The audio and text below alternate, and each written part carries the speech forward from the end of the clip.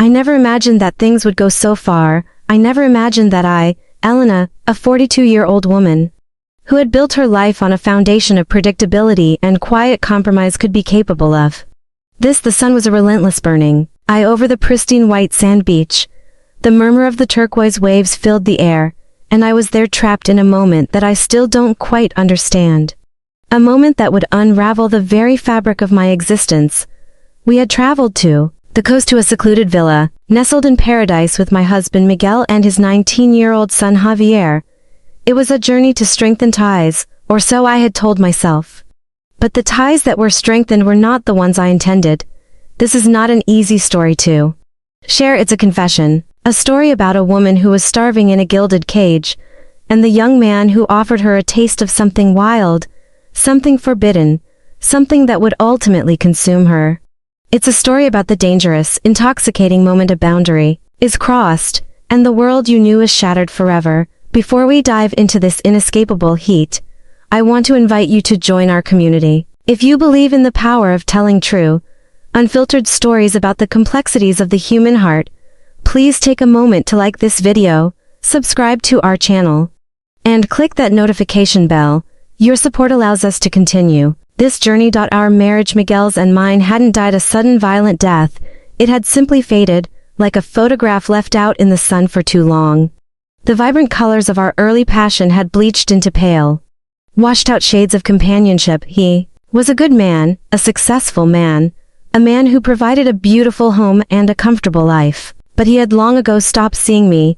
We lived in the same house, but in different worlds. He was consumed by his work, his phone, his own plans. Our dinners were silent affairs, punctuated by the clinking of cutlery and the glow of his screen. My attempts at connection were met with distracted nods and empty platitudes.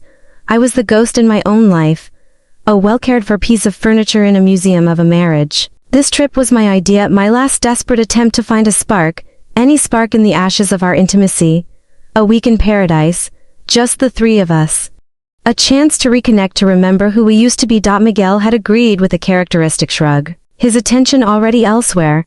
From the moment we arrived, it was clear that nothing would change. The villa was breathtaking, a palace of white stucco and dark wood overlooking the sea. But Miguel was as distant as ever. That first morning, he had thrown himself into the sea for his daily swim without so much as a backward glance. Lost in his own world of exercise and discipline, I was left behind on the sand, a solitary figure on a sprawling empty beach, my skin already beginning to burn under the unforgiving sun. I rummaged through our beach bag, my frustration mounting. I need help with this, I murmured, more to myself than for anyone else, holding the bottle of sunscreen. Javier, sitting on a towel next to me, a picture of youthful indolence, looked up from his phone and smiled. I'll help you, Elena, he said calmly, his voice smooth without a hint of hesitation. He had been just a boy when I'd married his father 10 years ago, a quiet, grieving child who had just lost his mother. I had tried to be a friend, a gentle presence in his life, never a replacement. And we had forged a real bond, an easy, affectionate relationship. But now at 19 he was no longer a boy. He was a man with the broad shoulders and easy confidence of one who was just beginning to understand his own power. His hands were warm when they began to spread the sunscreen over my back. At first, everything was innocent, the clinical friction of his fingers, the cool, slick texture of the cream, the sweet, tropical smell of coconut floating between us. It was just my Stepson helping me out, an act of simple familial kindness. But then something changed. His movements became slower, more deliberate, more intentional. I felt the friction of his fingers sliding beyond my back, going down my sides, his thumbs rubbing small, slow circles into the curve of my waist. My breathing stopped for a moment, caught in my throat. The air, which had been filled with the innocent sounds of the beach, was suddenly thick, charged with a new unspoken language. Javier, be careful, I said, my voice trembling more than I expected. He didn't answer, but his hand stopped, his fingertips resting right on the delicate edge of my bikini bottom, as if he were hesitating, or as if he were testing me, waiting for a signal. I don't know why I didn't stop him. I should have told him to stop, to leave, that what he was doing wasn't right. My mind, the rational, moral part of me, was screaming, but something else in me, something deep and primal, that had been asleep for years, a part of me that was starved for touch, for attention, for the simple, profound feeling of being desired woke up under the scorching heat of his hands. My skin seemed to vibrate, as if every touch, every stroke lit 1,000 tiny forbidden sparks. Is it okay like this? He asked, his voice low, almost a whisper. A soft rumble against the backdrop of the waves. I was paralyzed, unable to articulate a single word. My thoughts were a chaotic whirlwind. This is wrong. This shouldn't be happening. But my body was betraying my mind with every beat of my heart. Every move of his was an invitation, a temptation that I didn't want to admit I desperately wanted. The beach was almost empty, except for the distant echo of children's laughter and the constant rhythmic breaking of the waves. Javier came closer, his fingers now drawing small, maddening circles on the lower part of my back. I could feel the warmth of his breath near my neck, and a chill despite the heat ran through my entire body. Elena, he said, his voice even lower, now a vibration against my skin. Tell me if you want me to stop. But I couldn't. There was something in his tone and the way his hands seemed to know my body that was dragging me to a place I didn't want to name. My heart was beating fast, a frantic drum against my ribs. My skin was burning not just from the sun but for something much deeper, something that terrified and attracted me at the same time. His hands slid up to my shoulders, and for a moment I thought it would end there, that he would retreat back to the safety of the professional, but he didn't. His fingers found the delicate knot of my bikini top, and with a slow, almost reverent movement, he undid it. The fabric fell away, exposing my back to the warm, salt-laced air. My breathing accelerated and a soft, involuntary moan escaped from my lips before I could stop it. Javier, I murmured. But it wasn't a protest, it was a plea. His hands moved with a new confidence, now exploring, caressing arousing feelings that I had forgotten even existed. Each touch was a challenge, each movement a question without an answer. My mind screamed that this was wrong, that I had to stop him, that I was a wife, a stepmother, but my body surrendered, betraying every rational thought, every moral rule I had ever lived by. I felt his breath closer, his bare chest rubbing against my back as his hands followed their slow, deliberate path. Tell me you want this, he whispered, his voice a hot electric current against my ear. I didn't respond with words. My silence was my answer. My trembling hands, with a will of their own, searched for his, guiding them, allowing them, encouraging them. The world around us disappeared. There was only him and me, and the suffocating, glorious heat that was consuming us both. The sand under my knees was rough, but I could barely feel it. My skin was on fire, my heart was beating wildly, and each caress of his was like a wave that was dragging me further and further from the shore of reason. I don't know how long it lasted, but each second seemed to stretch into an eternity. His hands moved with a potent mixture of tenderness and urgency, and I let myself go, trapped in a dangerous dance of desire and guilt. We shouldn't, I tried to say, but the words were lost in a breathless sigh. Javier didn't respond, but his fingers squeezed my skin as if he didn't want to let me go. The sun was still burning. The waves were still breaking, but we were in another world, a secret world for two, one where the rules didn't exist. My body trembled, not from the cold, but from an intensity I couldn't control. Each touch, each whisper, each movement of his took me further to a point where there was no turning back. And then, just when I felt that I was going to lose myself completely, to dissolve into pure sensation, he stopped. His hands moved away, leaving me breathless, confused, jaded, and wanting more. Do you want me to continue? He asked, his voice hoarse, his dark eyes fixed on mine and the reflection of my sunglasses, which I had left on the sand. I didn't respond. I couldn't. My body was screaming one thing, my mind another. I was on the verge of something I didn't understand, something that both terrified and fascinated me. The silence between us was a deafening, bottomless abyss, full of promises and dangers, and in that moment, I knew that whatever came next, whatever choice I made, would change everything forever. What happens in a moment like this, when your body and your mind are at war? It's a battle very few people understand unless they've been there. If you're captivated by this story, if you feel the weight of this impossible decision, please hit that like button. It lets us know that you appreciate these complex, true-to-life stories. The silence between us was an abyss, but his eyes fixed on mine were a magnet that kept me from escaping. Javier was so close that I could feel the warmth radiating from his body, the accelerated, thrumming rhythm of his breathing. "Do you want me to continue?" he had asked, and my lack of response was a complete and utter surrender. I couldn't deny it. My body trembled with a desire so profound it was painful even as my mind kept fighting the crushing guilt that squeezed my chest. The beach, the sun, the entire world seemed to fade away, leaving only that electric humming tension that enveloped us. His hands returned to my skin this time, without the pretense, without the excuse of the sunscreen. They were firm, determined, as if they knew exactly what they wanted and what I wanted. He touched me with a mixture of reverent softness and a raw, impatient urgency, his fingers tracing paths that lit up every nerve in my body. "Elena," he whispered, his voice low and loaded with something I couldn't or wouldn't identify.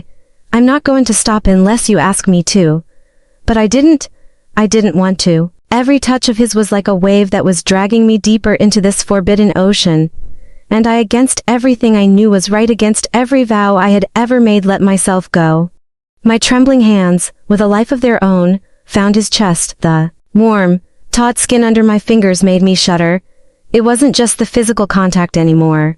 It was the crushing intensity of knowing that this was wrong, that every second that passed was crossing a line that I could never, ever undo. But that same prohibition, that same sense of transgression only made it more irresistible. His hands came down on my side, slow, deliberate, and a scorching heat spread throughout my entire body.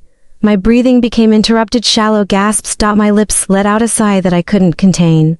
"Javier," I murmured, but it wasn't a plea to stop.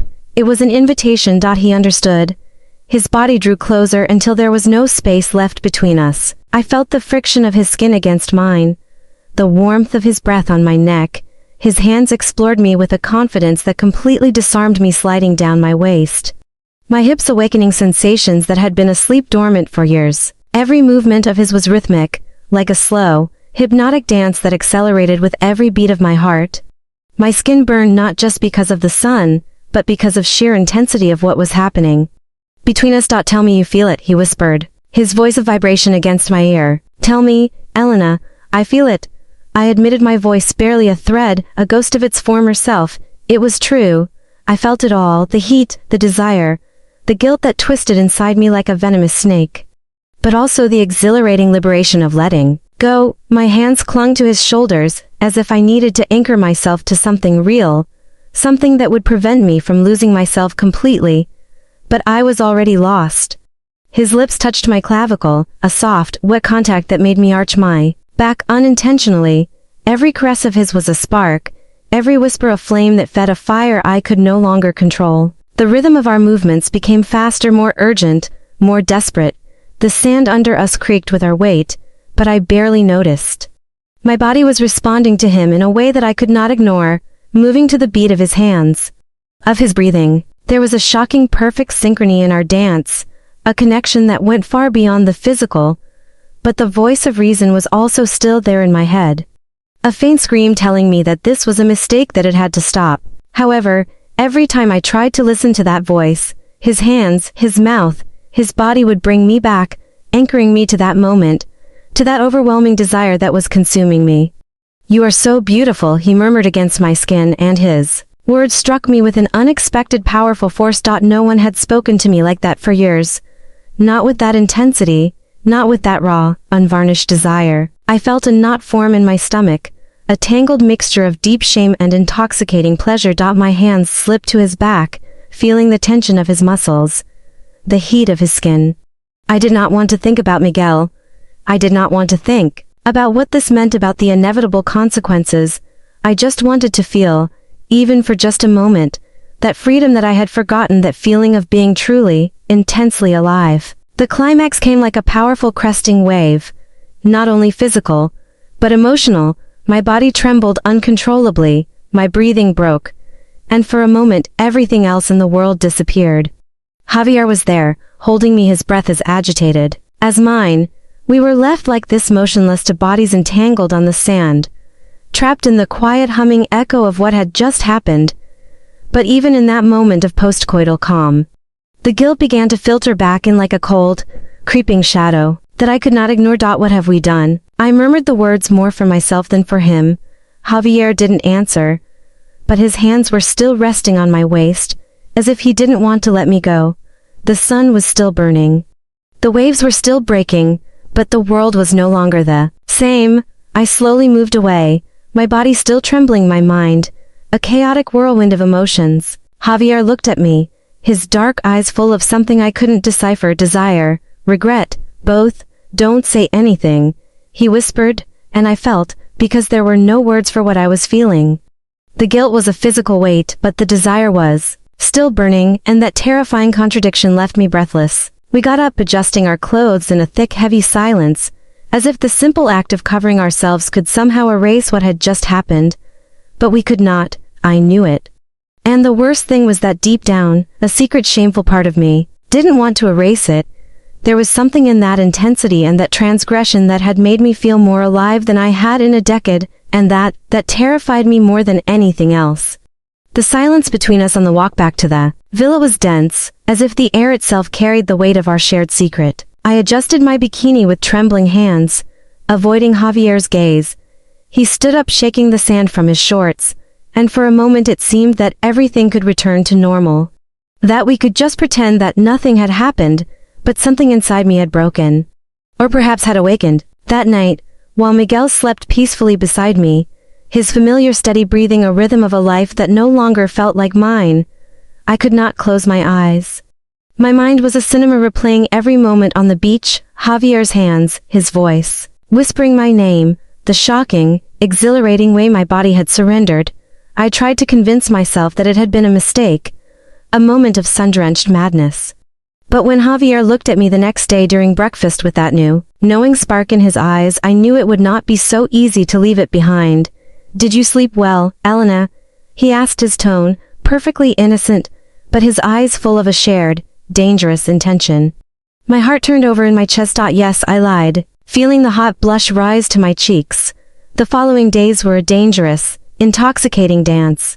I tried to keep my distance, to focus on Miguel, on the forced laughs during our dinners, on the long, empty walks along the beach, but Javier was always there, his presence a constant magnetic pull. Every accidental touch, his hand brushing mine, as he passed a glass, his body too close, as he helped me with a beach umbrella, lit a fire that I could not put out.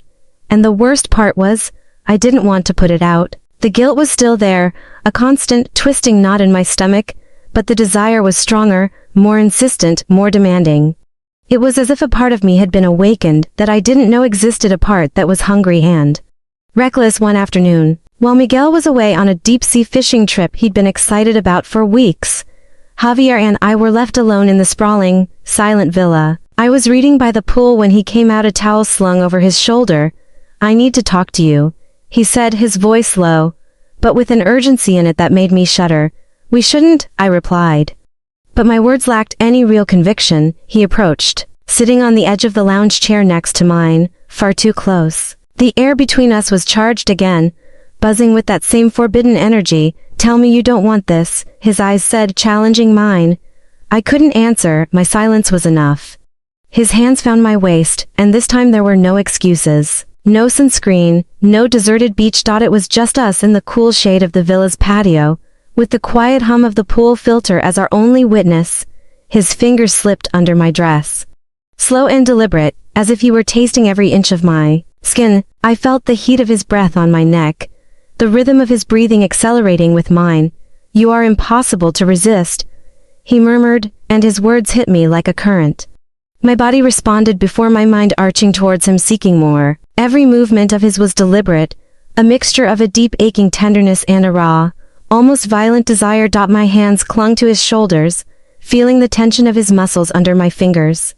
The guilt was still there, a constant whisper in. The overwhelming pleasure drowned it out. His lips touched mine, a brief but incendiary contact, and a moan escaped from my throat. "Javier, this is wrong," I whispered against his mouth. But my hands were drawing him closer, contradicting my every word. "Then tell me to stop," he replied, his voice hoarse, his own hands squeezing my skin. I did not. The rhythm between us became more intense, more desperate. Every caress was a spark, every whisper a flame. My body trembled, trapped in a dance that I could not and would not control. I felt his warmth, his urgency, and I let myself go, completely surrendered to the powerful connection that was consuming us both. There was no space in my mind to think about Miguel, about the consequences, about anything but the moment, but even in the midst of that ecstasy, the guilt was still there. A persistent shadow that I could not ignore. Every time I reached the edge, that voice in my head reminded me of what I was doing, and yet I could not stop. When it was all over, we stayed there, jaded and entangled in the silence. My heart was beating hard, my skin still burning. Javier looked at me, his eyes full of a mixture of raw satisfaction and something else, something I couldn't decipher. We can't keep doing this, I said, but my voice sounded empty, as if I didn't believe my own words. He didn't answer. He just drew me to him, his embrace warm and possessive. And in that moment I knew we would not stop. I could not. There was something in that transgression and that intensity that made me feel alive, even if it was destroying me from the inside out. The following days were a whirlwind. Every encounter with Javier was bolder, more addictive. We looked for each other in stolen moments, a touch in the corridor, an encounter in the pool at dusk. A look that said more than any word ever could. The guilt grew with every secret touch, but the desire, the addiction was stronger. I would look at myself in the mirror, and I didn't recognize the woman I saw, someone trapped between profound remorse and a dizzying euphoria, unable to stop. What was I doing? Who was I now? The question kept echoing in my head, a question for which I had no answer. The last day of our trip was approaching, but instead of relief, I felt a desperate clawing urgency, as if I needed to cling to those stolen moments before everything was over. That final night, while Miguel was sleeping deeply in our room, Javier found me on the terrace of the villa. The moon illuminated the dark sea and the warm air carried the salty aroma of the waves. "We can't let this end here," he said, his voice low, almost a plea. His words struck me with an unexpected force. I wanted to protest, to say that this had to stop, that we would return to reality, and everything would be left behind. But when his hands found mine, when his gaze stuck to mine, I knew I couldn't lie to myself anymore. I wanted this, even if it destroyed me. We moved inside into the shadows of the living room, where the darkness enveloped us like an accomplice. His hands were bolder this time, sliding under my shirt with a familiarity that made me tremble. "Elena, don't fight this," he whispered, and his warm breath touched my skin, lighting up every nerve. My body responded before my mind, leaning towards him, looking for the warmth of his touch. Each caress was slow, deliberate, as if he wanted to record every sensation in my memory. I felt the rhythm of his breath, the warmth of his hands, the way my body seemed to shape itself to his. "We shouldn't," I murmured, but the words were weak, empty. He didn't answer. He only drew me closer, his lips touching my neck, my shoulder, rousing a fire that could no longer be put out. The rhythm between us was familiar now, but no less intense. Each movement of his was a dance, a mixture of softness and urgency that dragged me deeper. My hands clung to his back, feeling the tension of his muscles, the warmth of his skin. The guilt was there, always present, but the desire was stronger, more insistent. I let myself go, surrendered to that connection that was consuming us. "Why does this feel so good?" I whispered, more to myself than to him. Javier looked at me, his dark eyes shining in the darkness. "Because it's ours," he answered, and his words hit me with a truth I didn't want to face. This wasn't just desire. It was something deeper, something that tied me to him in a way I couldn't explain. Each caress, each whisper, each shared moment was another link in a chain that was keeping me trapped. My body trembled, my breath broke, and for a moment the whole world disappeared. When it was all over, we stayed there, entangled in silence, with the sound of the sea as our only witness. My heart was beating fast. My skin was still burning, but this time the guilt didn't come alone. It came with a terrifying clarity. This wasn't just a mistake, a slip on the beach. It was something that had fundamentally changed who I was. Something that would stay with me long after we left this villa. "What are we going to do now?" I asked, my voice barely a whisper. Javier didn't answer. He just hugged me, his warmth a consolation and a condemnation at the same time. The days back home were a special kind of torture. I tried to go back to my routine, to the dinners with Miguel, to the banal talks, but every time I looked at Javier, I felt that spark, that temptation that I could not ignore. We were hidden in stolen moments, and each time it was more intense. More addictive, but also heavier, the guilt grew like a shadow that followed me everywhere. I looked in the mirror and saw a stranger, someone who had crossed a line and didn't know how to return. Now as I tell you this story, I don't know if I'm looking for redemption or just a momentary relief. Each word is an attempt to understand what I did, what I'm still doing. Am I trapped in desire, or is this who I really am? I have no answers. I just know that I live in fear. Fear that Miguel will discover it. Fear of what this means for me, for us, and yet a part of me doesn't want to stop, and that is the most terrifying truth of all.